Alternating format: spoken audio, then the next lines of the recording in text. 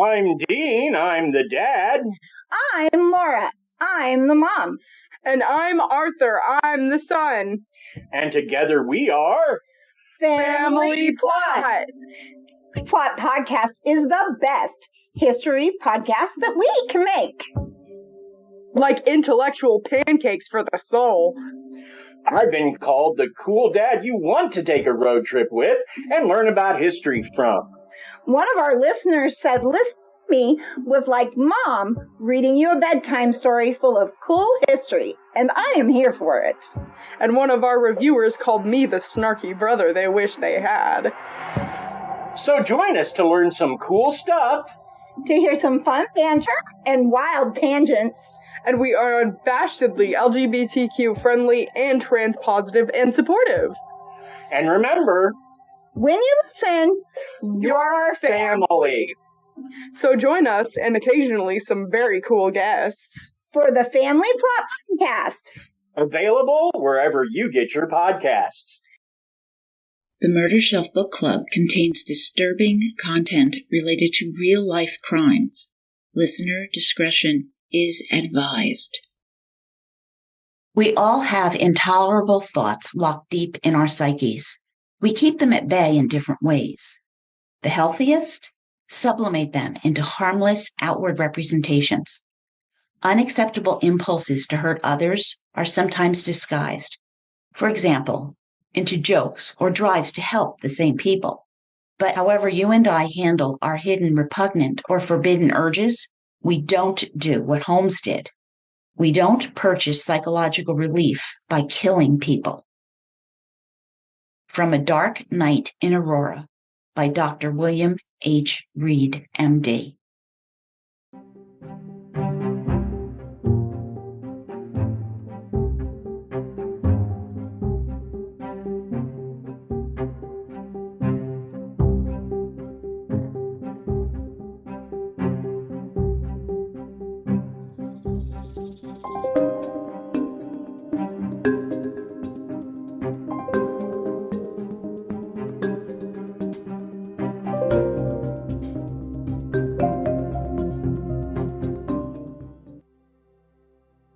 Well, welcome to the Murder Shelf Book Club podcast. I am your host, Jill. We are starting Part 2, Episode 132, Ultraception, on A Dark Night in Aurora, inside James Holmes and the Colorado mass shooting by Dr. William H. Reed, M.D., and Dr. Lynne Fenton's book, Aurora, the psychiatrist who treated the movie theater killer. Both contributed to our understanding of the horror that occurred in Aurora, Colorado on July 20th, 2012. My complete list of sources is on my blog at www.murdershelfbookclub.com, July 2025. And it has photos, links, recipes, drink recommendations, that kind of thing. So check it out.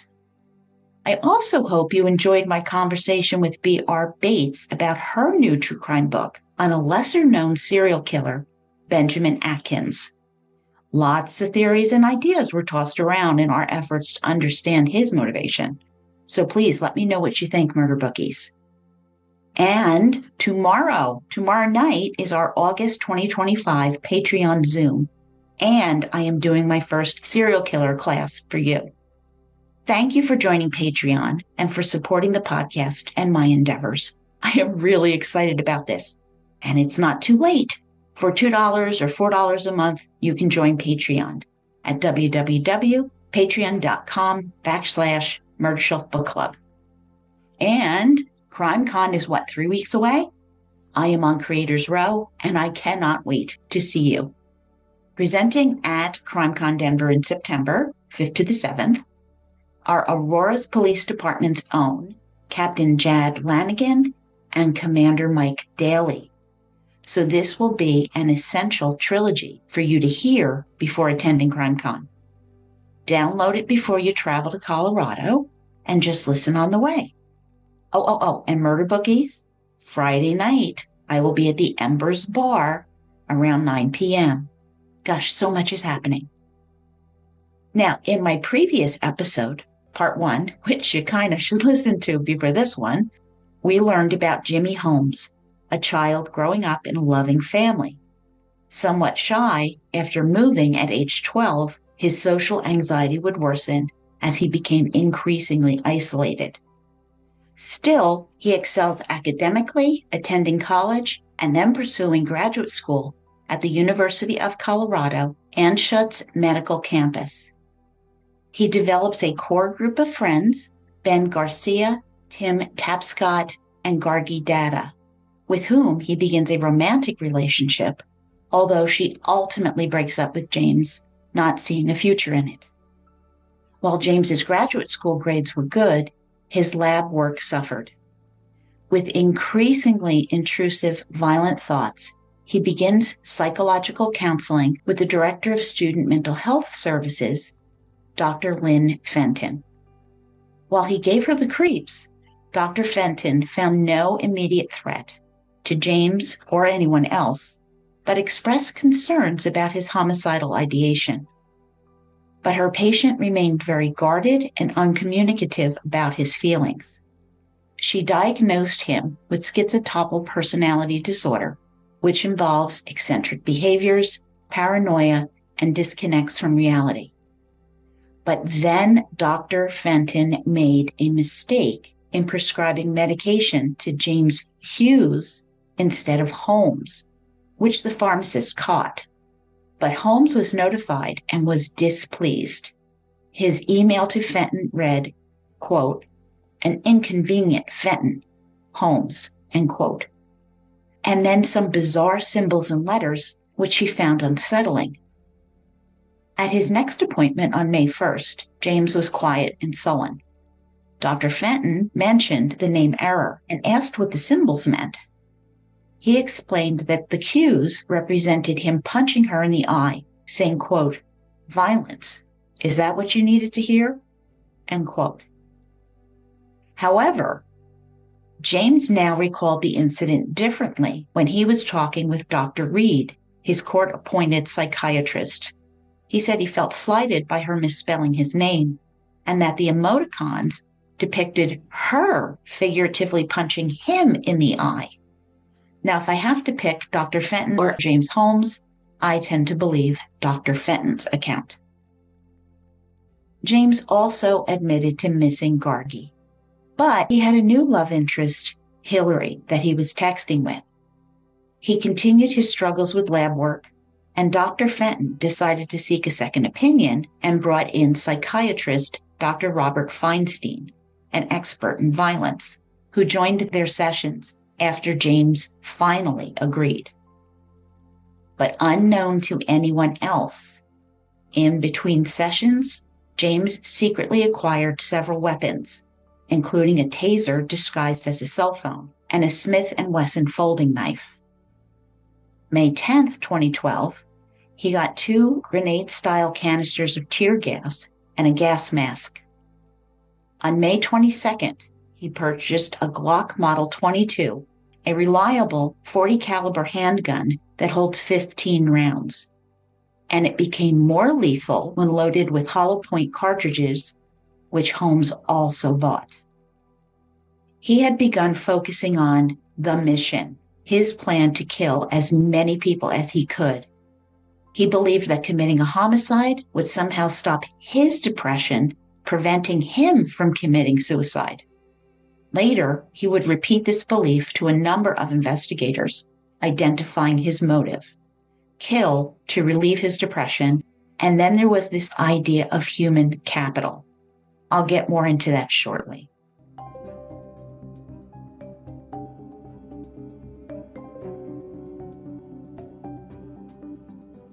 Aurora, Colorado, July 20th, 2012, just after midnight. Jennalise Long was stationed at Buckley Air Force Base in Colorado when she decided, on a whim, to join a group of military friends at the premiere of Batman. As gunfire erupted and screams filled the air, she managed to escape the theater, a decision that continues to haunt her due to survivor's guilt. Now married, Jennalise never feels quite safe and constantly feels the need to have a backup plan wherever she goes. On the 10th anniversary of the shooting, she told CBS News' Dominic Garcia that she's part of the group Pull Your Heart Out, a mentorship program using strength sports like lifting weights to prevent drug addiction and violence with at-risk youth and underserved populations. Long said, quote, "It helps release those endorphins enough to make me feel level. And if I'm really frustrated or I'm feeling triggered, it's the one thing that always gets me out of my head enough to function the rest of the day," end quote. Oh, so many lives impacted still. The truth was, James Holmes deceived counselor Margaret Roth and Dr. Lynne Fenton about his reasons for seeking psychiatric help, claiming it was anxiety and social phobia. Part of his mind wanted to be stopped from killing. However, a stronger part did not, and that part never surfaced in therapy. Holmes was far too controlled to let that happen.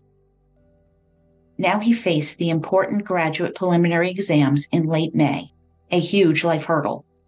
And James chose not to study, instead focusing on his mission. He left it up to fate whether or not he would pass. At the same time, being inconsistent, he sought out his mentor, Dr. Achim Klug, in the Department of Physiology and Biophysics, asking him about joining his lab. After Klug raised some concerns about his past lab performance, James withdrew his proposition and approached Professor Kurt Fried in the Clinical Pharmacology and Toxicology Department, who responded much more optimistically. So James is continuing to be somewhat odd, but an interested grad student. May 28th, James bought a Remington 870, a 12-gauge tactical shotgun. Tactical. This word refers to its external design. This shotgun functions the same way as a pump-action shotgun, which is used for duck hunting. Now, the Remington holds 7 shells instead of the usual 3 to 5. 3 days later was his appointment with Dr. Fenton and Dr. Feinstein. When James arrived, the waiting room door was locked, which really wasn't unusual, but it was still a first for him. During the session, he noticed a bag behind Dr. Feinstein's chair, paranoia gripping him. Now he believed that Fenton had locked the door out of fear and that the bag contained a taser for her self-defense. While James Holmes made Dr. Fenton uneasy, the locked door and bag were innocuous, and he said nothing to either doctor about this. By this time, James was spending about 100 hours a week playing Diavolo 3 and ignoring his studies. At another session, Dr. Fenton cautiously probed as to whether James had been bullied, and he denied this. They did agree to consider antipsychotic medication and scheduled an appointment for June 11th. By now, both psychiatrists were concerned. Holmes's vague language made them wonder what he wasn't saying, raising their suspicions. But there wasn't enough evidence for action or involuntary commitment. There just wasn't. U.S. laws on involuntary hospitalization are strict, and they favor the patient, making it challenging to help severely mentally ill individuals who may not recognize their need for treatment. Now, today, mental health agencies can petition the court on behalf of patients to prove that they are seriously ill and in imminent danger. Dr. Reed writes, quote, "Had Dr. Fenton or Dr. Feinstein tried to commit Holmes to a psychiatric hospital based on what they had heard from him to that point, a judge would probably have stopped the process in its tracks," end quote. That is just the law. Now, James and Hillary kept texting into June. She invited him on a hike, but it never materialized. She found him friendly, though a bit odd, and was not interested in a relationship with him. He told her that he didn't want her to be the girlfriend of a murderer. And more purchases were made. He bought handcuffs, road spikes to puncture car tires, and first aid supplies online, keeping his purchases far below the radar. Preliminary oral exams came, and James was questioned for an hour by 3 professors casually in a small conference room. Although he started off well, he soon became unfocused and frustrated, later feeling he had answered poorly. When asked about his feelings, he texted friends that they really didn't matter, since he was focused on a mission that could end up with him dead or in prison. After this exam, James legally purchased his 3rd firearm, a Smith & Wesson MP-15 rifle, the civilian version of the AR-15. Commonly labeled an assault rifle, it actually uses the same ammunition as many hunting rifles. Holmes modified it with a low-light sight for close-quarter combat. And please note that assault rifle is not an official classification. Dr. Reed writes that this term is often used to elicit fear or aggressive connotation, and I share this not as a gun enthusiast, but to highlight how language can be manipulated, because for years I was absolutely unaware of this nuance, and I hope to clarify it for you too. Another term, semi-automatic. That means the firearm is not automatic. It's not partially automatic. It means it is not automatic. Full automatic weapons are only available to those with special licenses and are not commonly accessible.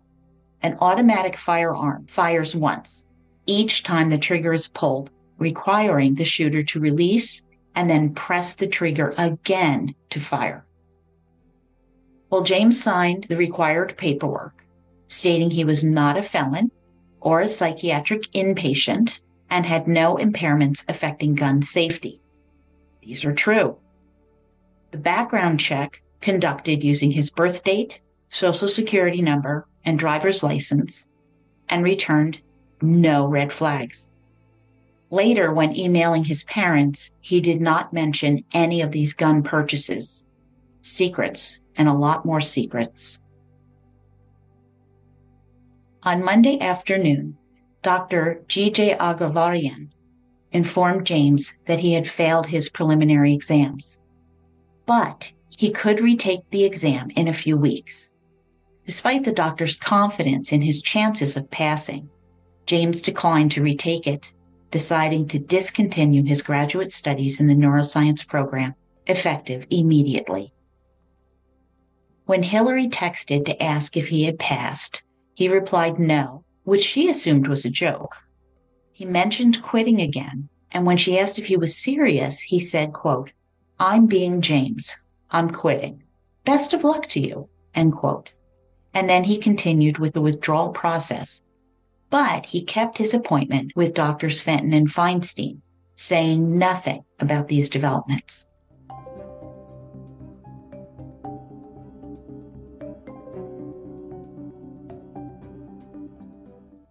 Aurora, Colorado, July 20th, 2012, just after midnight.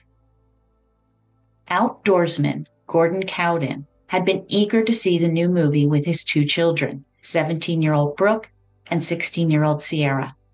In row 13, Brooke heard firecrackers, thinking it was some Dark Knight Rises stunt, and then realized it was gunfire. Gordon Cowden got up to remove them away from the danger, speaking his last words, quote, "I love you both," end quote, just before he was fatally shot. Remembered for his strong faith and sense of humor, Gordon, at age 51, was the oldest victim that night when the world lost the kind, quick-witted Texan.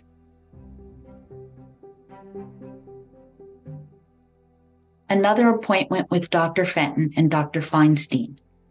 James sounded logical and undisturbed by dropping out. At the same time, his paranoia was growing. A few weeks back, Dr. Feinstein had worn a sling after he had injured himself, and James suspected it might be a fake, possibly to test his level of empathy, or maybe it was a hiding place for a weapon. He felt misunderstood and believed his doctors were afraid of him, though he had given them no reason to be fearful. He later would tell Dr. Reed that he thought Fenton and Feinstein were afraid because he had bought the weapons. But again, this is illogical. He had not told them he bought the weapons. That is why I say there is a part of him that hoped they knew, that hoped they would stop him, though he was suppressing that part. Both therapists encouraged James to continue treatment after withdrawing, offering to continue therapy over the summer at little to no cost to him. Again, James declined. They requested permission to talk to his parents, friends, and the school about him, unsure if his comments were true or false. Again, he refused them this. About halfway through the session, James stood up, claimed he needed to go meet with his advisor, and abruptly left without saying goodbye. Fenton considered reversing her diagnosis to schizophreniform disorder, which is characterized by psychotic episodes and breaks with reality, which is actually identical to acute schizophrenia, which becomes the official diagnosis after a patient has had the symptoms for 6 months. The doctors documented this final sessions with James Holmes, expressing their ongoing concerns, which had been there from the beginning, noting that Dr. Fenton's decision to bring Dr. Feinstein in for consultation was highly appropriate. Their notations: long-standing fantasies of killing as many people as possible, caginess in discussing any details regarding methods, targets, and timing, refused to grant permission to contact anyone who could give collateral information, unclear timeline of his mental health status and past history. Now Dr. Fenton overrode the usual doctor-patient confidentiality protocols and activated the CU Denver Beta, the threat assessment team, which investigates significant dangers to others. She also contacted 2 of James' senior professors that day. Neither reported any knowledge of threats, although they did note his awkward social behavior and particular comments, confirming to Fenton that others found James to be anxious and disinterested in his lab work. Beta would confirm that James had no criminal record and had no weapon permits. No one was aware that he had purchased 3 firearms, ammunition, and tear gas grenades over the last 3 weeks. Dr. Fenton also called James's mother, Lynne Holmes, in San Diego. She asked if James had ever been violent, deliberately not mentioning his murderous fantasies. And Lynne confirmed he had no history of violence. She did express concern, mentioning that she was not surprised because James had always been considered odd around other people, especially after they moved from Oak Hills to San Diego. Quote, "She had worried about him every day of her life," end quote. But Dr. Fenton did learn something new. James had been furious with his mother a few months after graduating from UC Riverside. He was very angry when she threatened to evict him if he didn't find a job. Taking in this new information, Fenton noted that he was, quote, "intermittently functioning at a psychotic level, possibly shifting into a frank psychotic disorder, such as schizophrenia, though it wasn't the rapid worsening type typical of most psychotic breaks," end quote. Again, did she have enough to hospitalize James Holmes against his will? No, he absolutely did not meet the current criteria for involuntary hospitalization. He wasn't gravely disabled. He showed no suicidal thoughts. While he had long-standing homicidal ideation, he denied specific targets and displayed no anger towards others. Even when he made hostile remarks, there were no threats or violence in his past. And you cannot just put someone away in the United States of America. Protecting individuals from unjust confinement is a crucial civil right in the U.S. Any limiting of that right requires strong evidence meeting strict legal standards. If she had gone to a judge, he'd have tossed this out of court. The assessments made by Dr. Fenton and Dr. Feinstein were reasonable based on the available information. This woman did everything she could do psychologically, medically, and legally. And yet, she is among the group of people whose lives would be ruined by the events that would shortly unfold.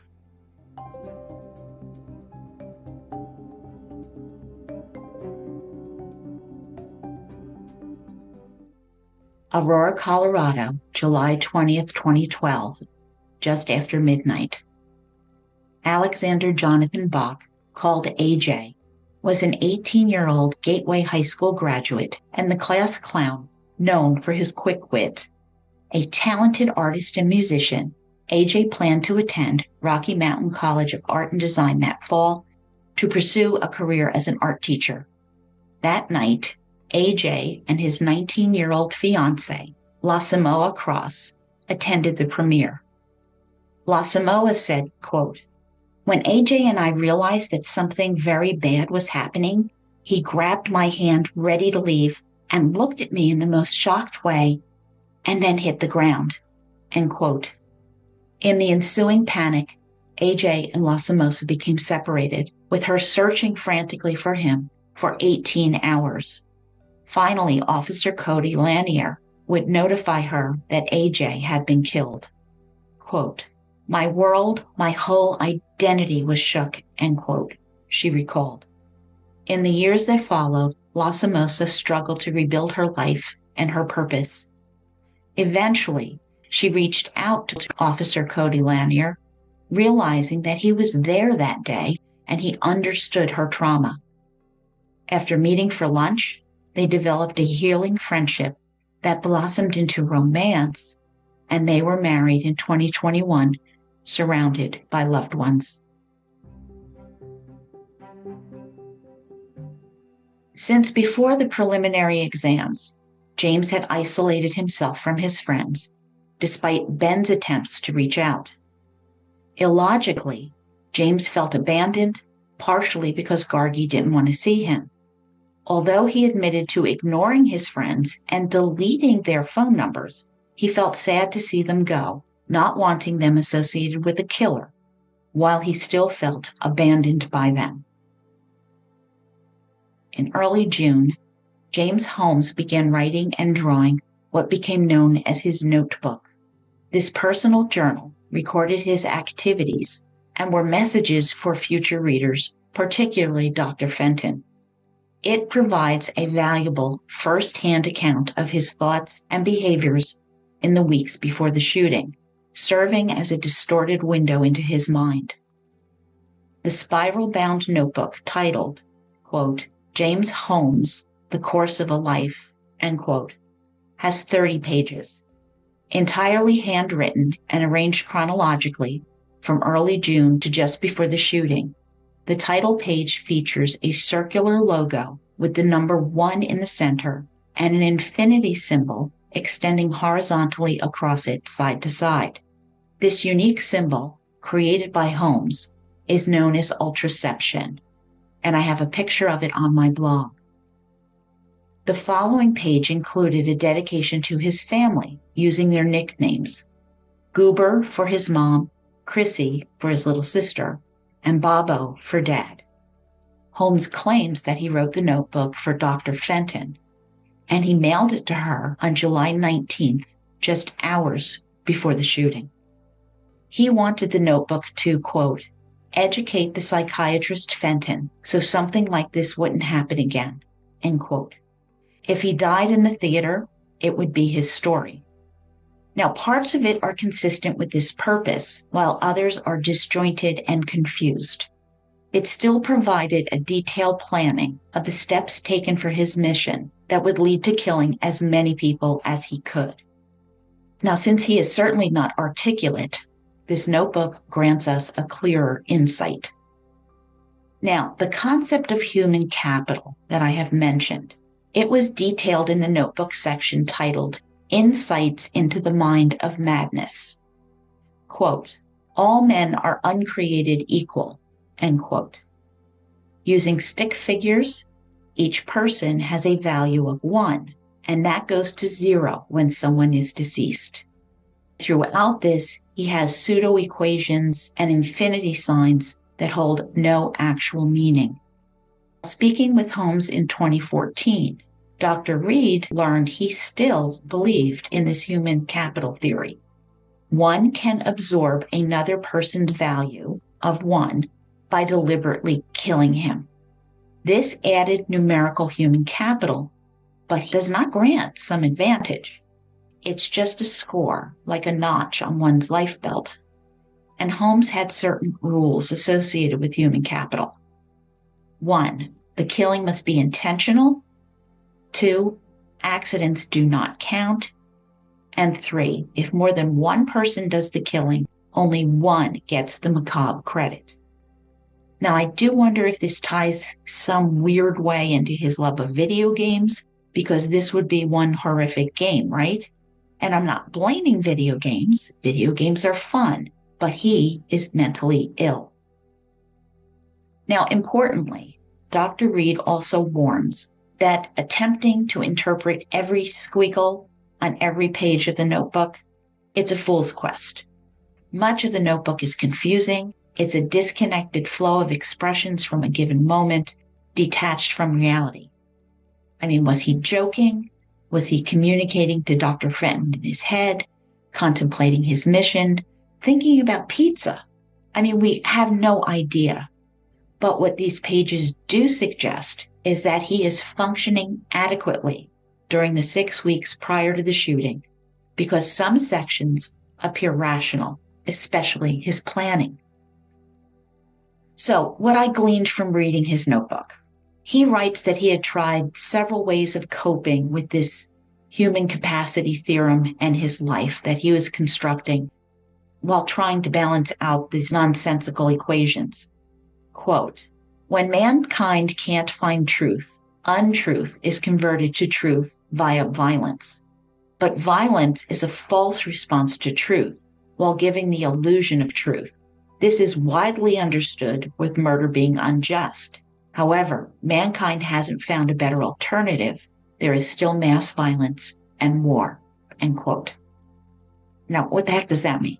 As I said, squiggles and not really making a whole lot of sense here. Well, he writes of the steps that he has taken to cope with his mental illness filtering in. Okay, 1, ignore the problem. If it doesn't exist, then the solution is irrelevant. Then he writes, this didn't work. He tried to escape his tormented mind through reading, television, and alcohol. Now, this caught my attention. He was never seen drunk by anyone, and yet 50 bottles of alcohol would later be recovered from his apartment after the shooting. I believe he spent a great deal of time drinking while playing video games. I think when he was alone, he tried to drink his tormenting thoughts into silence, and it didn't work. I think this was a crutch that he used far more than he let on. 2, delay the problem. Live in the moment without worrying about solving the problem. He notes, didn't work. He sought information and hoped it would increase his knowledge, thus improving his cognitive function.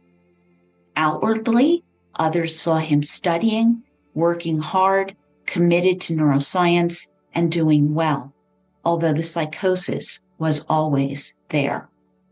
3, he tried to pawn the problem. If one can't answer the question, get someone else to answer them. Guess what? It didn't work. No one else knew the answers either. This made me think back to James discussing human capacity and killing people with Gargi. She thought he was talking about fantasy, but what he heard was her not providing the answers he sought. Recognize now, there are no answers because this is a delusion, and it's not real, and he's psychotic. He's broken with reality. He also wrote, quote, self-diagnosis for the broken mind, end quote, listing the disorders he thought he had. general anxiety disorder, autism, ADHD, schizophrenia, body dysmorphic disorder, borderline personality disorder, narcissism, anxiety, avoidant personality disorder, obsessive compulsive disorders, psychosis, this hair pulling, restless leg syndrome. Well, some of these might be valid, but certainly not all of them. And he notes his self-identified symptoms and the ages at which they began. Now, of these 30 pages in his notebook, 5 have nothing written on them but why, repeated over and over in increasingly larger and larger writing, until the last page where the word why covers like 25% of the page. James knows his mind is broken, and he's not wrong. His mission planning is outlined. He had considered a number of scenarios and his specific reasons for rejecting them, settling on a mass kill spree in a theater or an airline, which was ultimately rejected because it has too much security and he wasn't a terrorist. He rambles about his psychiatrists, anxiety, and medication. On anti-anxiety medication, he says his fears ebbed and that this was terrible. His fear of failure was a driving force in his seeking success. Without it, success was jettisoned, and there was no fear of the consequence of failure, which left his hate unchecked. Highly dangerous situation. Weapons acquired, Holmes now writes that his wild card will be homemade explosives. And then there's this random thought, quote, faith. What kind of God commands his people not to murder, yet cowers behind free will? End quote. And these are the important takeaways from the notebook that I identified. Sometimes he seems rational and he's planning with care and consideration, optimizing his options, and the next makes absolutely no sense. June 13th. Holmes spent $1,200 on ammunition and 10 extra 30-round magazines for his MP-15 rifle, a high-capacity drum magazine holding 100 rounds, and a green dot laser sighting system mounted under the barrel for targeting. The handgun ammo he chose were hollow points designed to ensure the most carnage. Rifle cartridges had full metal jacket bullets, which have a higher muzzle velocity and a greater ability to penetrate shielding, such as theater seats. A week later, he bought 10 magazines for his Glock and an advanced combat ballistic helmet. He cased the theater, taking cell phone pictures of the interior. On July 1st, he appears on CC video at Gander Mountain Sporting Goods, sporting newly dyed vivid orange hair, and purchased a Vortex Strike-Fire red dot rifle designed for close quarters and low-light combat. And then he went grocery shopping. Another purchase included an urban assault vest, bullet-resistant pants, and a groin protector. Purchasing incendiary materials was more difficult, and he really didn't know anything about creating bombs or napalm. But he would acquire a variety of chemicals and materials to create a homemade napalm and thermite. July 4th, Arlene and Bob called their son, worried about him, knowing that he had dropped out. After Dr. Fenton's call, they had sent him the money left over in his college fund, about $5,000. Bob pressed him to go to counseling, not giving away that Dr. Fenton had contacted them.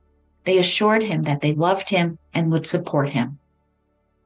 The next day, his unemployment benefits were denied. So in there, he's applying for unemployment benefits. Now his time was divided between mission prep, playing video games, and looking for casual sex on varying dating apps. He wondered about how others would perceive him after the shooting, looking into submitting material to the Denver Post and New York Times, but never sending anything. Now he took selfies, wearing possession eyes, which blacked out his eyes, giving him a demonic look. Later asked how he viewed himself in these photos, he replied, quote, was a tough guy, the kind of person that doesn't get messed with, end quote. He badly desires being seen as competent and strong and not broken, and he wanted to be remembered that way. All false imagery. James Holmes was not confident. He was not assertive. He didn't stand up for himself. He shrank from conflict, except in his fantasy life, winning at video games, which is really not anything but a false achievement. He is a pretender. Looking at photos of himself all armored up, he saw himself as a man of action. He views his actions as real. Those tough TV guys, that's an actor, pretending. More planning commenced. Quote, the cruel twists of fate are unkind to the misfortunate, end quote. He had written in his notebook, referring to his targeting being random. Again, he visits Century 16, taking careful notes and photographing it. He diagrams the theater building layout and various auditoriums, noting the best side to approach, too many exits, ultimately ranking them by preference. He plots exit paths, weighing the pros and cons. He calculated the Aurora PD response time, and he picked a movie that would ensure maximum casualties, The Dark Knight Rises, at midnight, so there would be few children there. Much of this reveals his internal dialogue, believing that shooting people would alleviate his depression and stop him from committing suicide, and would increase his worth by taking their human capital. With all this cautious planning, he barely goes target shooting to practice, demonstrating that his reality was truly anchorless. And this is a good thing, mind you. I'm glad he didn't go do a lot of practice shooting. His mind now fixates even more, if that's possible, on the mission, obsessing, creating an unstoppable drive towards its fulfillment. July 8th, 2012. His friend Hillary texted, asking if he was back in California. Saying he was in the same apartment, they bantered back and forth. Inviting him to go on a hike, he declined, texting her, quote, it's in your best interest to avoid me. I'm bad news bears. Floodgates open now, end quote. And he set the date, July 19th, drawing his Ultraception symbol on his calendar. He repeatedly bought Century 16 theater tickets, hoping for a seat in the right theater, Auditorium 9, and failed. July 13th, he wrote in his notebook, quote, embrace the hate, a dark night rises, end quote. He also copied the Denver Hospital mental health hotline number into his iPhone. It came time to use the chemicals he had managed to purchase to concoct improvised explosives and booby traps, working on this from July 16th to the 19th.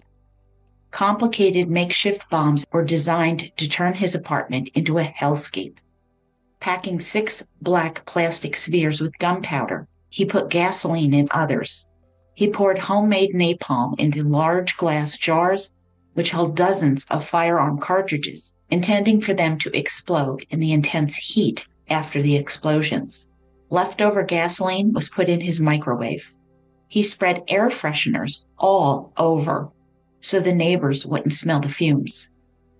Wires connected all of this to detonating devices, including tripwires set up at the apartment door. But this is really not his forte, no matter how intelligent he was. And after the shooting, experts disagreed on whether or not the materials might have ignited or if gasoline exploded or whatever. But regardless, they knew this apartment was extremely dangerous. And then he mailed his notebook to Dr. Fenton to show her the reason why he cut off therapy with her. Now later he would claim it was due to him losing his insurance when he dropped out. If she had just kept seeing him, this wouldn't have happened. But you recall that both she and Dr. Feinstein offered to continue seeing him through the summer, and he declined. He believed they should have read his mind, which is nonsense. Now he prepared by organizing his weapons and gear, including 11 magazines of ammunition, a shotgun shell belt, bullet-resistant pants, Kevlar helmet, gas mask, and tactical vest. Around 11 p.m., he took a prescription painkiller just in case he was wounded. And before leaving, he soaked his carpet with gasoline and oil, setting the tripwire that would unleash a nightmare if his front door were opened. As he left the apartment, he set a CD to play loudly after 25 minutes of silence, hoping a neighbor would call in a noise complaint, triggering Armageddon. He also placed a boombox, a remote-controlled toy tank, and a remote controller next to the dumpster in the parking lot. He thought the music from the boombox would draw attention, and he anticipated that someone would try to operate the toy using the remote. However, this remote was connected to a detonator in his apartment, and this explosion would divert the police away from the Century 16 location and likely kill sleeping residents.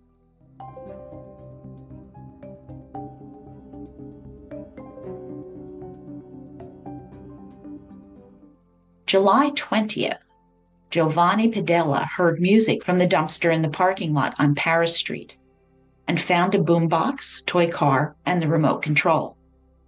He took the boombox and left the other items behind. At 12:10 a.m., a neighbor called the police about the loud noise, but the noise complaint was marked as low priority. Before it could be addressed, the theater attack occurred and the shooter's apartment was identified as being booby-trapped. Here we go. At Century 16 Theater, Holmes parked his car by the rear exit near Auditorium 9. Dressed casually, with his orange hair hidden under a dark knit cap, he blended in with the crowd, waiting for the midnight premiere of The Dark Knight Rises. After obtaining a ticket, he quietly entered Auditorium 9. During the previews, he pretended to receive a call on his cell phone to avoid drawing attention to himself as he walked out the back exit. Propping open the door, he returned to his car and put on his body armor and earbuds. His car's tainted windows helped conceal his actions. He remained calm as he heard a theater employee outside throwing out the trash, prepared for what might come next. But the employee just went back in. Dressed, Holmes pulled out his cell phone and called the CU Hospital mental health hotline for one last chance to reconsider. The part of his mind that wanted to stop was active at this point, but he heard nothing on the line. A hotline operator later confirmed that she answered the call from Holmes' cell phone, but she'd heard nothing on the other end. When Dr. Reed later asked what he would have done if he'd heard someone answer, Holmes said he would have explained the situation, but ultimately he felt he would have continued. It was only when he pressed end call did he realize it was actually going to happen. Until then, he had felt skeptical.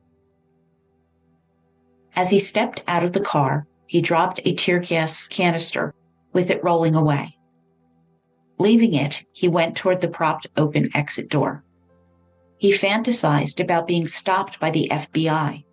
Paranoid, whenever he'd seen a police car or had gotten a ticket for speeding, he wondered if he was under surveillance.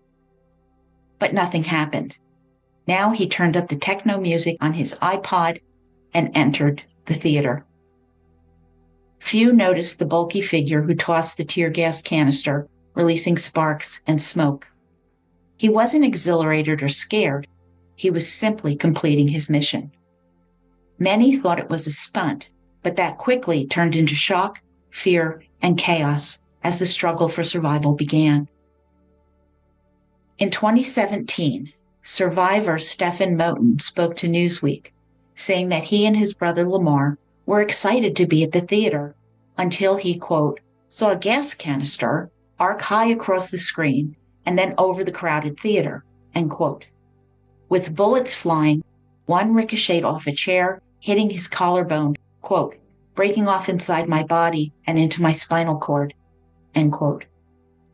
Stefan was paralyzed from the neck down, and he would spend months in the hospital having surgery after surgery. As of 2020, he can move his arms a little bit.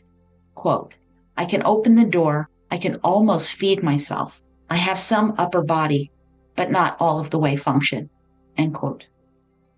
With the 12 gauge, Holmes fired with people hunkering down, crawling, desperate to find a safe place. But there was no safe place. In the back left area, people were frantic to leave, so he shot in that direction. Gun empty, he dropped it. Marcus Weaver and his friend, 32-year-old Rebecca Wingo, had spent the hot summer day swimming. Marcus loved Batman, while Rebecca had never seen a Batman movie before. Meeting up at the theater, they took their seats. Quote, about 10 minutes into the movie, you could see someone walk through the door and a smoke bomb goes off. He leaned over Rebecca and said, I think someone is ruining the movie. They're lighting a smoke bomb. Then all of a sudden, you just hear this boom, boom, boom, and you see this person firing in a mask. And I instinctively just got down and got Rebecca down as well. I kept hearing the screaming and the bullets hitting the front of seats, end quote. Crouching, Weaver heard an omnipotent voice telling him that the shooting would stop and that would be his chance to escape. And 5 seconds later, it stopped. Amidst the yelling, Weaver, quote, got up, got Rebecca up, and tried to go down the row. People were trying to get out, and then all of a sudden, gunshots again, end quote. Falling through the row, he managed to crawl out the left side of the theater. Shot 5 times, Rebecca had fallen backwards into the chair, and then he lost her in the chaos. A Chinese interpreter for the Air Force, veteran Rebecca Wingo, had 2 daughters, ages 9 and 5, when she was killed that night. Explaining that their mother had died was difficult for Robert Wingo, who'd maintained a friendly relationship with his ex-wife, saying, quote, she was the show. She often gave away her last dollar. She would do anything for anybody, end quote. 13 years later, Robert sees Rebecca in their daughters. Quote, they are confident, precocious, engaging little women, and a lot of that is because of what Rebecca poured into them, end quote. Holmes would claim that he fired randomly, which was false. He specifically went after those trying to get out, quote, because I can't have everybody running away from the scene, because then I'm kind of out of control of the situation, end quote. Wanting to keep them in the theater, he kept the crowd disoriented with the tear gas. He remembers shooting from the front corner and then towards the right, but victims speak of him walking up the aisle. Down, hiding behind seats, he shot them, through the back of the seats. They were no match for the full metal jacket bullets, just as he planned.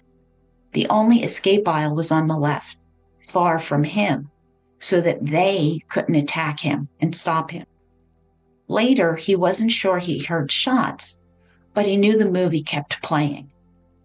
He felt no heat, no cold, no sweating, no tension. Emotion was absent. Then the gun jammed. Many fled the theater, annoying Holmes, as he had so much ammo left to use.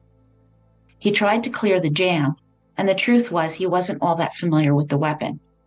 After a minute or two, he gave up and decided just to leave. He headed down towards the screen, and he looked back into the stands. The seats were empty, save for a few still cowering. Holmes thought he'd hit perhaps 20 people, maybe killing 3, if anyone. In his mind, he'd shot the rifle 15 times, and then the handguns. But he was wrong. 70 were wounded, 12 dead, many shot multiple times. However, the only ones that counted towards his mission were those 12 people he killed, and an unborn baby. The rest were just collateral damage. Dr. Reed later asked if the collateral damage mattered at all. Quote, well, people were maimed and wounded and injured. It's not good that they had to be injured for me to kill the other people. And 12. 12 people dead, 58 wounded, many severely and permanently disabled. The 400 people there that night would never forget Holmes. Exiting the way he came in, Holmes dropped the rifle, and the concrete was slippery with blood, and Holmes would leave footprints in it heading to his car. A 911 call came into Aurora's police department dispatch at 12:38 a.m. Kevin Quinones was shouting over the gunshots in the background, quote, "There's some guy after us," end quote. 41 911 calls followed. Detective Randy Hansen would testify that he counted 30 shots in Quinones' 27-second call. By the time the first police unit arrived, in less than 2 minutes, the shooting was over. Police officers saw moviegoers running out the exits, many covered with blood, screaming. Securing the scene and helping victims were the priorities. Officer Jason Sweeney and Jason Oviatt walked towards the guy in SWAT gear. Holmes considered shooting them. Oviatt drew a handgun as Sweeney shouted, quote, "Show us your hands," end quote. Complying, Holmes got down on the ground as ordered. Searched, the officers found a folding knife and put the suspect in the police vehicle. He now told them that he'd acted alone and that he had explosives at his apartment. That statement triggered what was essentially a second event, the investigation and ultimately the disarming of the improvised explosive devices. After stripping off his body armor, Holmes was unnaturally calm, now in his t-shirt and underwear. He smelled awful, dripping sweat. Skinny, dyed red hair, his pupils were huge. And Officer Sheldon Irons took Holmes to Aurora's major crime unit.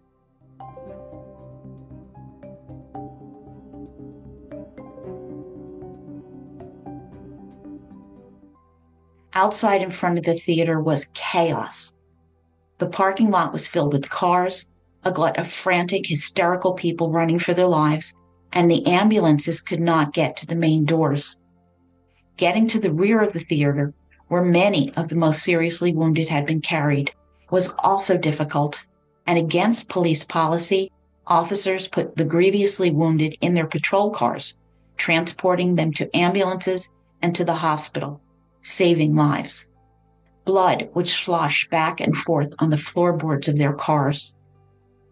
Notified, emergency rooms prepared for severe casualties, readying for emergency surgeries. Survivor Marcus Weaver said, quote, "They were just dragging people out, kids that were just bloody, a sea of ambulances, first responders, and the whole time the gunman was on the other side of the theater being arrested. A little girl comes up to me and says, 'Your arm is bleeding.' And I was like, 'What are you talking about?' And sure enough, my arm was bleeding and it was gushing all over," end quote. Paramedics had to persuade Marcus to get into the ambulance. He was reluctant to leave his friend, Rebecca Wingo, and later he would learn that she had been killed. Another woman was 25-year-old Ashley Moser, who was shot in the face and chest and was unresponsive. A man with a head wound tried to jump from a patrol car to find his daughter, which made Officer Justin Grizzle flinch. Grizzle suspected that the fallen child he had seen moments before aiding the man and the woman was their 6-year-old daughter. Veronica Moser Sullivan was a vibrant little girl when she was wounded in the neck and stomach, dying on the operating table. Just completing kindergarten, she loved Disney princesses and was excited to have started swimming lessons just that week. Her mother, Ashley, was pregnant at the time of the shooting. After multiple surgeries, Ashley was left a paraplegic, and sadly, her unborn child, baby girl Towles Moser, did not survive. Ashley had said she was looking forward to being the mother of 2, but now she's nobody's mommy, and to this day, she needs constant nursing care.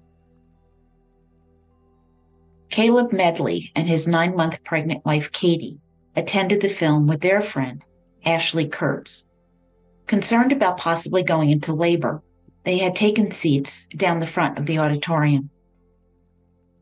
When the gunman opened fire, Katie crouched beside Ashley, realizing Caleb had been shot in the head. As police officers arrived, Katie left to protect their unborn baby, saying, quote, "If Caleb dies, that's going to be the last piece of him that I have," end quote. 2 days after the shooting, Kaylee gave birth to Hugo Medley, while Caleb underwent his third surgery. Caleb would survive, but now uses a wheelchair and has very limited speech. John Blunk was, quote, "one of the kind of guys that walks into the shop every day with a big smile on his face and brightens the atmosphere," end quote. He was attending the midnight showing with his girlfriend, Jansen Young. When the shooting started, Blunk pushed Jansen to the ground and covered her with his body as bullets hit his head, both lungs, groaning as he died. Air Force reservist Jesse Childress, Munnerith Gravely, Navy serviceman John Larimar, and his girlfriend Julia Vostyak went to Century 16 that night with colleagues from Buckley's Air Force Base. John Larimar, excited to see Batman, bought a Batman t-shirt, mask, and a cape to wear that night. When the attack began, Jessie shielded Gravely, saving her life, save for a few cuts to her hand, but Jesse would lose his own life. He is remembered as an eager to be helpful and fun-loving man. Like Jesse, John Larriman also protected Julia by covering her with his body. Julia would write, quote, "When the violence occurred, John immediately and instinctively covered me and brought me to the ground in order to protect me from any danger. Moments later, John knowingly shielded me from a spray of gunshots. It was then, I believe, John was hit with a bullet that would possibly have struck me. I feel very strongly that I was saved by John and his ultimate kindness. Whether serving his country or protecting those close to him, John will be remembered for his bravery, quick thinking, and instincts. He will be remembered as a hero," end quote. Officers Aaron Blue and Everett Williams rushed the gravely wounded Jessica Grahe into the police car, with Blue noting, quote, "Every time she moved, she stopped breathing," end quote. And Jessica would not make it. Jessica was witty, vibrant, full of life, and had aspired to be a sports reporter. Her boyfriend, Jay Meloff, often said he dreaded sleeping because it meant time apart from her. Ironically, just weeks earlier, on June 5, 2012, Jessica had narrowly escaped a mass shooting at Toronto's Eaton Centre. After that, Jessica wrote, quote, "I was shown how fragile life was. I saw the terror on bystanders' faces. I saw the victims of a senseless crime. I saw lives change. We don't always know when or where our time on earth will end, when or where we will breathe our last breath. I say all the time that every moment we have to live our lives is a blessing. Every hug from a family member, every laugh we share with friends, even the times of solitude are all blessings. Every second of every day is a gift," end quote. And Jessica had so few weeks to cherish this precious insight.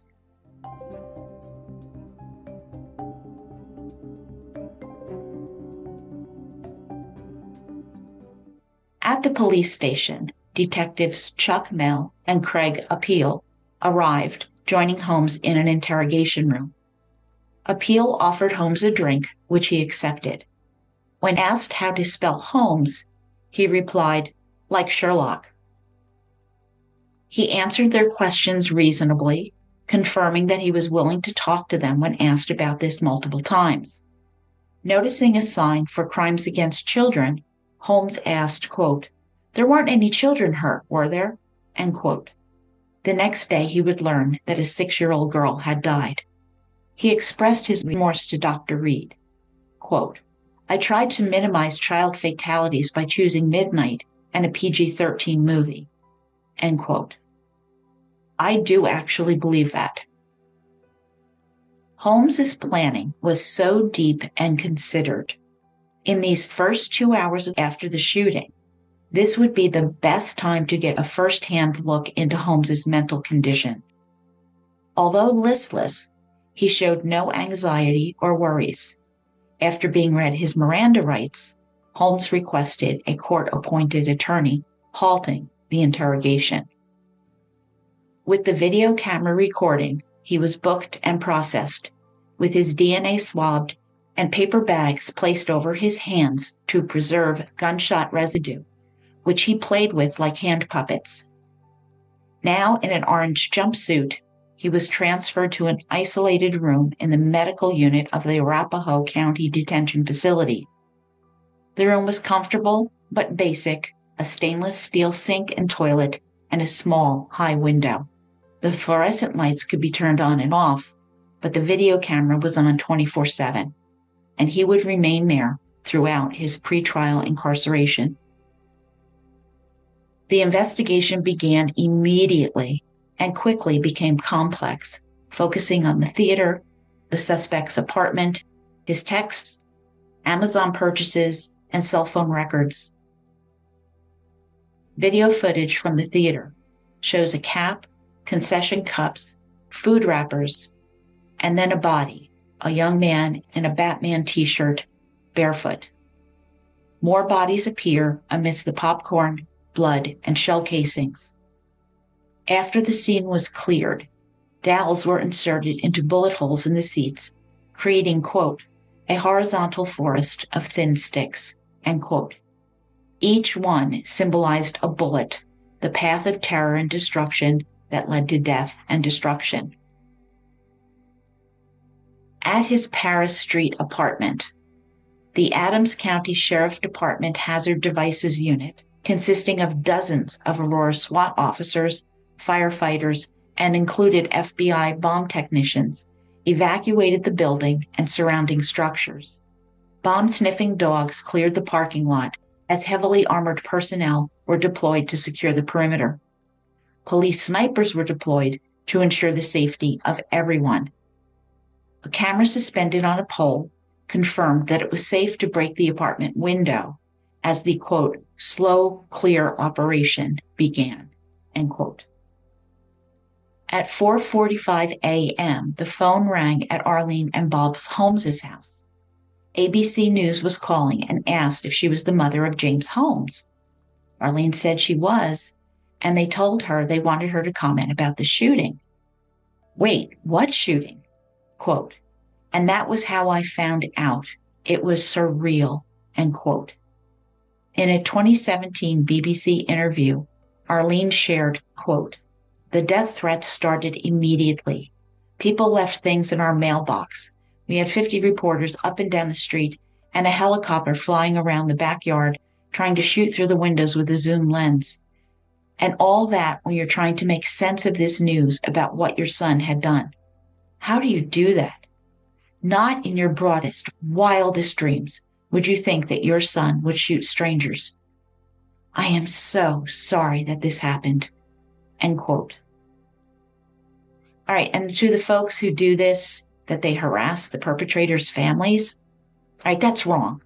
It does not help one little bit. It scores one more evil against goodness. So knock it off and get some therapy for yourself, because this is really sick and I don't get it. In 2018, Bob and Arlene Holmes reached out to the community, speaking on mental health and doing an interview with Rocky Mountain PBS. They identified themselves as, quote, the parents of a mass murderer, end quote, and they began trying to educate mental health professionals and families so they can identify the warning signs that the Holmeses missed. Arlene told reporter John Ferrugia, quote, if you start to notice that he's pulling back, staying alone much more, not talking very much, these are signs of mental illness. We learned that this gradual decline in interaction and talking and speech were hallmarks of this disease, this mental illness, end quote.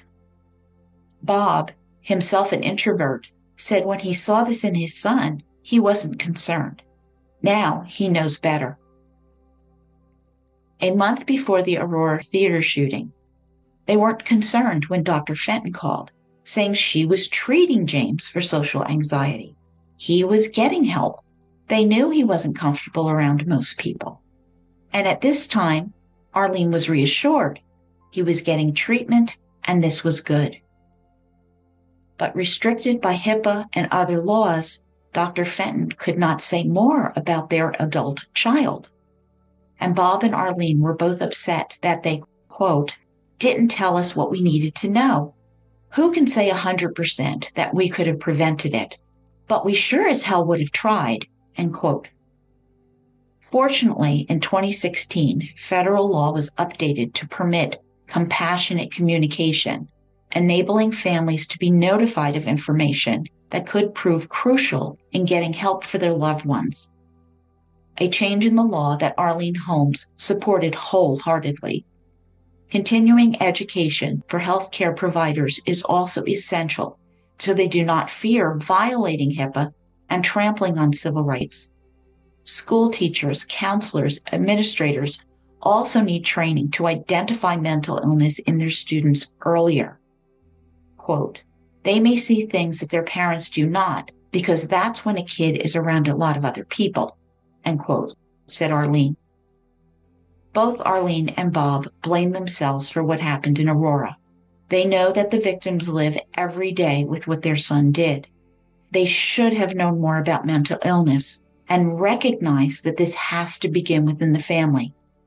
Quote, we are his parents. It is our fault for not being educated. If you're going to have a baby, you need to understand mental health, and you need to start looking for things and making sure that your kid has no mental health issues. That's the message, end quote.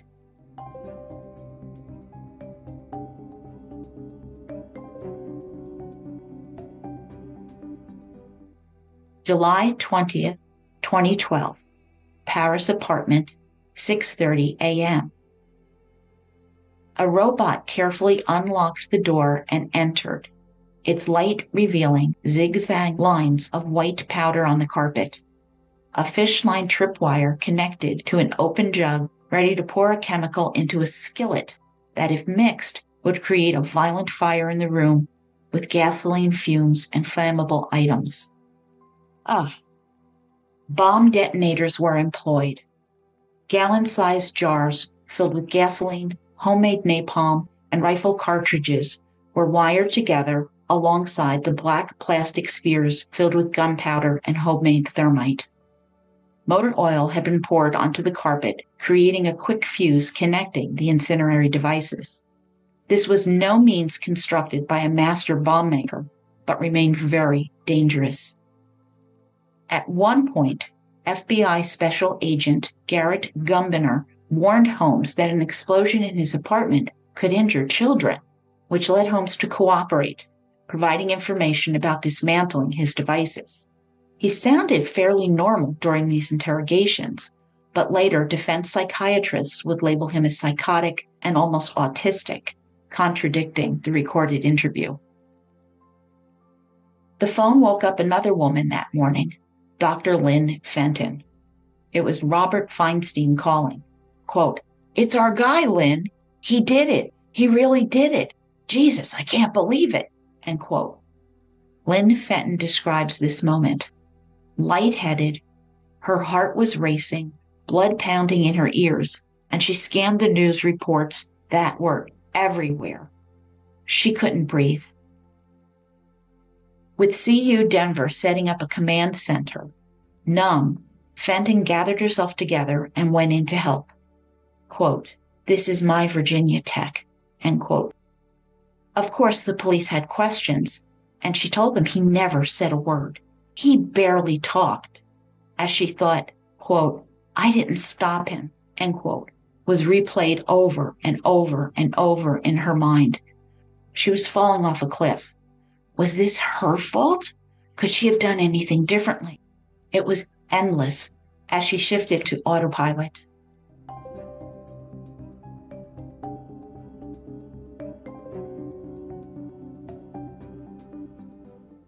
Finally, by 3:30 p.m., bomb technicians had rendered all the hazardous devices safe and cleared of suspicious items.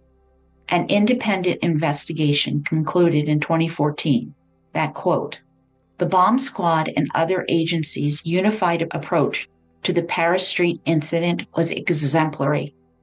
Their response prevented significant damage to the building and avoided injuries to response personnel and residents, end quote.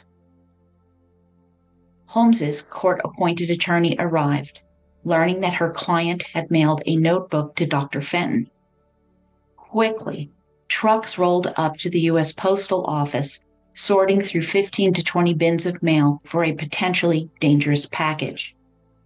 Once found, the bin was isolated, and the bomb disposal robot retrieved the package for inspection in a portable X-ray machine, which indicated it was harmless.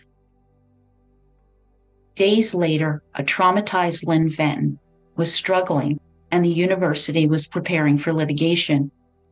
Reviewing her sessions with Holmes, they questioned her repeatedly. And then on January 27, 2012, she was outed. Reporters flooded the CU Denver Psychiatric Department, calling her name.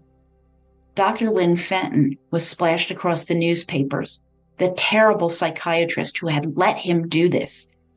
Quote, the public's anger at this senseless massacre would now be directed at me, end quote. The scapegoat had been found. Unable to see patients or return home, with her Facebook hacked and threatening phone calls screaming, fucking murderer! She couldn't believe what was happening. Thousands of emails clogged her inbox, death threats, crazy messages, and endless media requests. But she couldn't respond to any of it due to a gag order and HIPAA laws. Rumors were now circulating on social media and in the press that Holmes identified with the Joker due to his orange hair, which was total nonsense, by the way. Dr. Reed would ask Holmes why he requested a lawyer, since he believed he would either go to prison or be killed by police. He explained that he wanted to avoid incriminating himself, and he disliked talking, which they would make him do. Yeah, I believe that part of it. Isolated from other inmates, Holmes was allowed 1 hour of outdoor exercise or TV time each day, typically opting for the latter. His routine involved sleeping, eating, and reading, with occasional purchases of Doritos from the commissary. He knew Wednesdays meant fresh clothes, and Fridays were commissary days. The rest of the time was a blur. In isolation, I believe he relished this.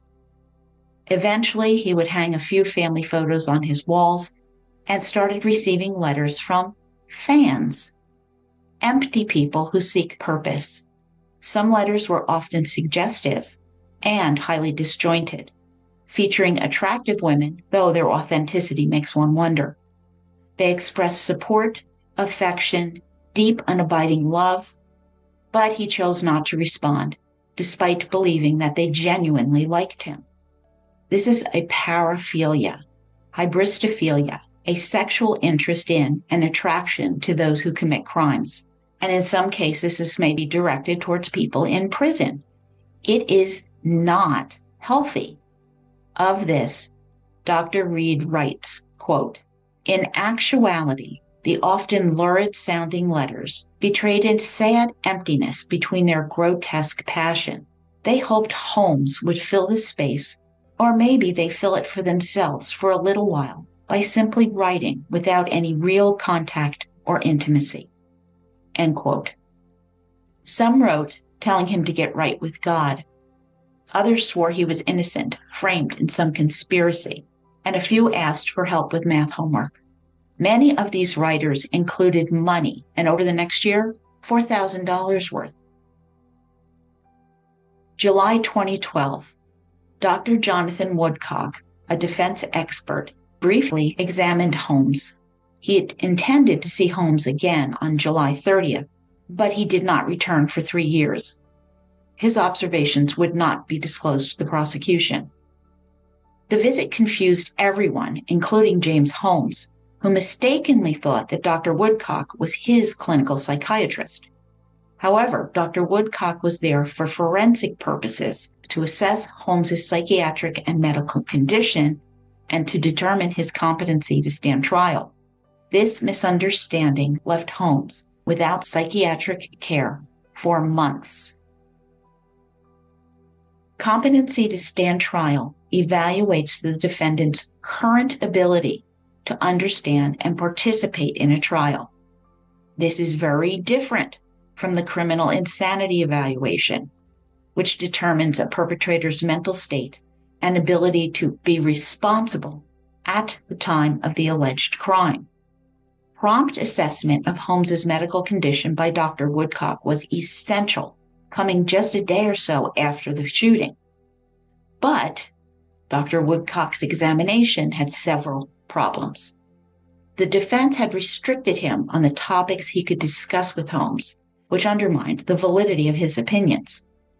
He also allowed a defense representative to participate in the evaluation, which is inappropriate for forensic psychiatry. Finally, despite his expertise and respect in the practice, Dr. Woodcock was not forensically trained, having no experience in assessing criminal defendants. Woodcock also lacked access to essential resources, like files or transcripts, leaving him woefully uninformed. He was literally flying blind. A qualified forensic psychiatrist would have conducted a very different interview. Showing symptoms of severe mental illness, Holmes's affect was flat, unemotional, reflecting no empathy for the victims. Woodcock would call this the, quote, dissociation of affect, end quote, where painful memories are blocked from the conscious mind. Further, Woodcock diagnosed Holmes with anxiety disorder, schizoaffective disorder, including mood instability, depression, mania, antisocial personality disorder, and disordered thinking. Woodcock's report was submitted to the defense 3 years later.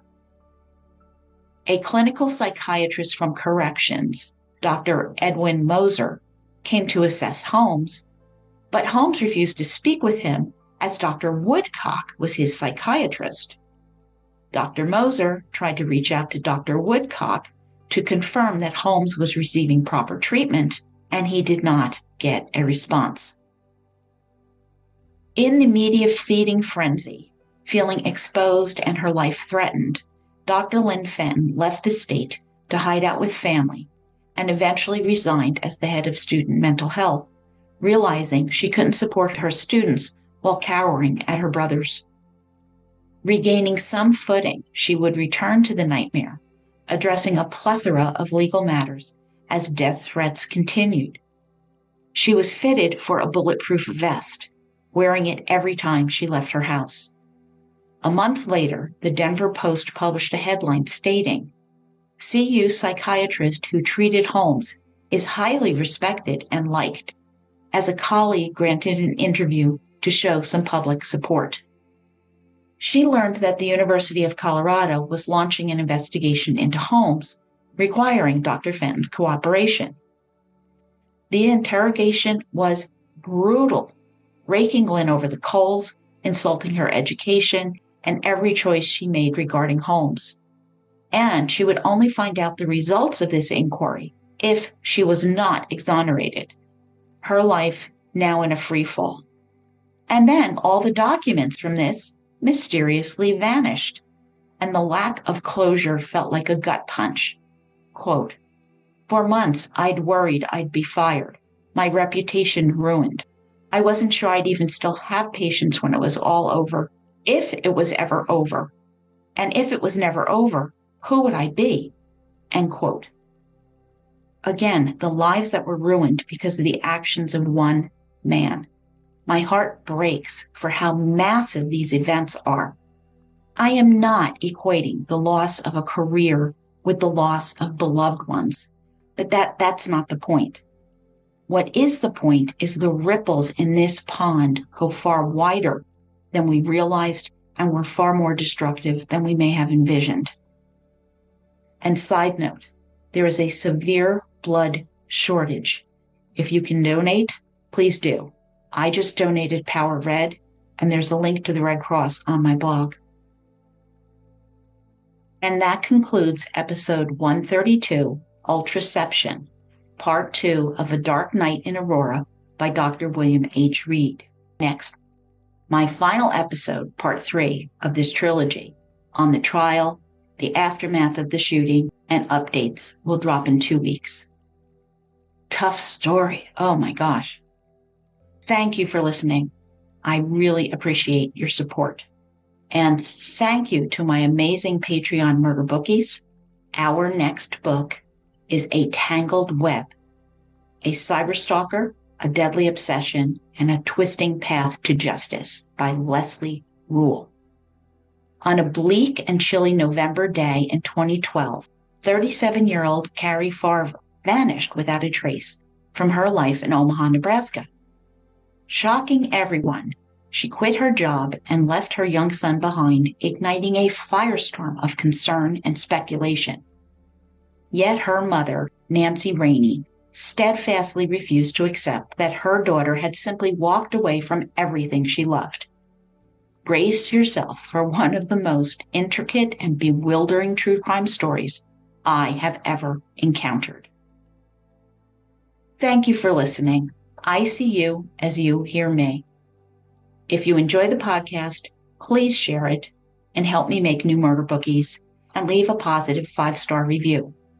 You can contact me at jill@murdershelfbookclub.com or connect with me on X, Facebook, Instagram, and YouTube.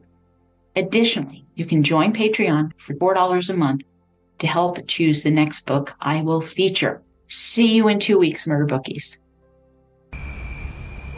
In the heartland of America, where the Great Plains stretch far and wide, lies a region shrouded in mystery, where the unsolved and the unknown linger. Welcome to Cold Case Kansas, the true crime podcast that delves into the unsolved cases across Kansas and its surrounding states. This podcast was born out of a personal quest for justice. My friend Krista Martin's 34-year-old unsolved case was finally cracked, and in it we found answers. Now we want to help others. We'll explore the crimes that have haunted communities for decades, searching for answers and seeking justice. Join me on this journey as we shed light on the cold cases that have gone unsolved for far too long. Cold Case Kansas, seeking justice one case at a time. You can find us wherever you stream podcasts.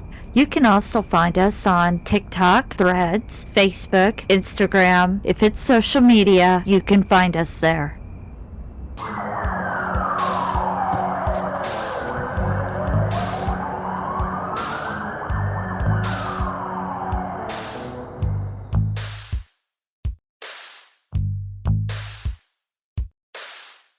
Like and subscribe.